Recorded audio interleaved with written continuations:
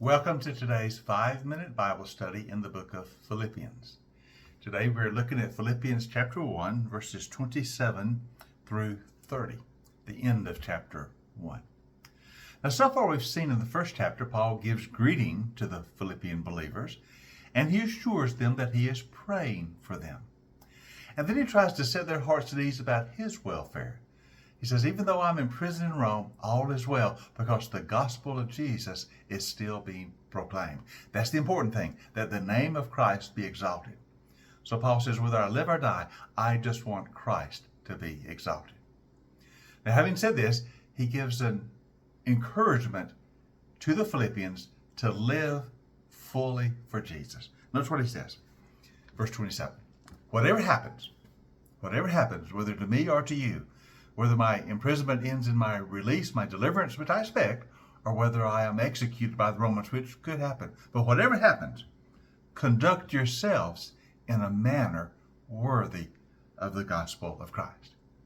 Paul is asking them to do exactly what he is doing. Even though he's in prison, he's glad that the gospel is still being proclaimed. As long as Jesus is preached, I'm satisfied, says Paul. I want you to do the same. Whatever happens to me, whatever happens to you, live in a way that is worthy of the gospel, that is, live full out for Jesus.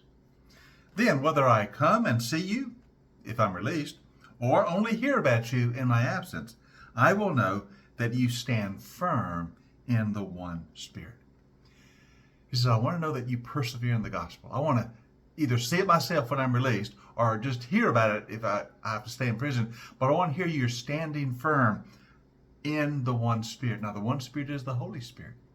And Paul says, I want to know that you're living worthily of the gospel because by the power of the Holy Spirit within you, you are enduring, you are persevering, you are standing your ground for Jesus.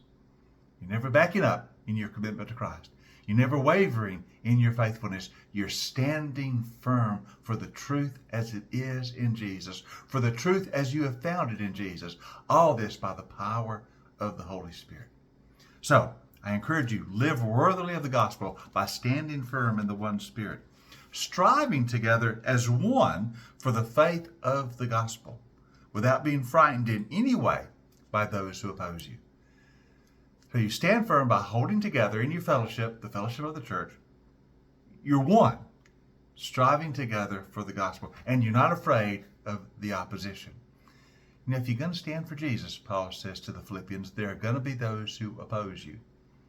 Remember, we saw that when the Philippian church was started, Paul spent a little time in jail because he set free that demonized girl. And while he was in jail, he converted the Philippian jailer, who's probably now a member of this church.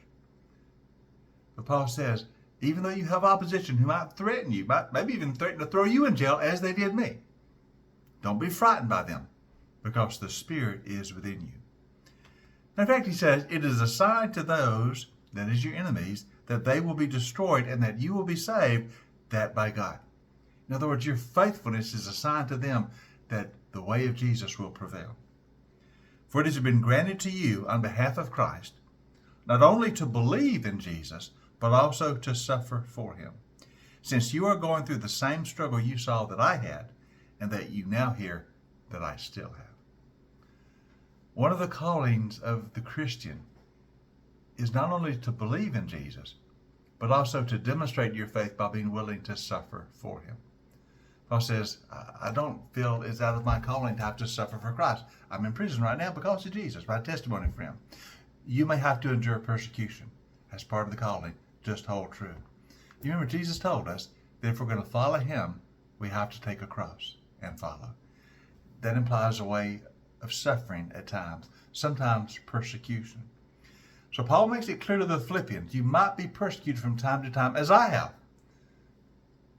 But whatever happens, whether you're persecuted or not, whether it's easy or hard, whatever happens, you stay true to Jesus.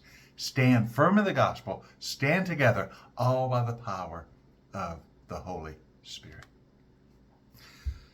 To the Philippians, Paul said, and he said to us, we are called to persevere in our faith, to always hold to Jesus, to always stand firm. The Spirit will enable us. So let's always be true to Jesus.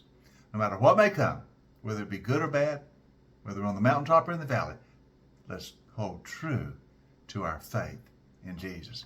This is how we live in a manner that is worthy of the gospel. Join us next time as we continue our 5-minute Bible study in the book of Philippians. Tomorrow we'll start looking at chapter 2.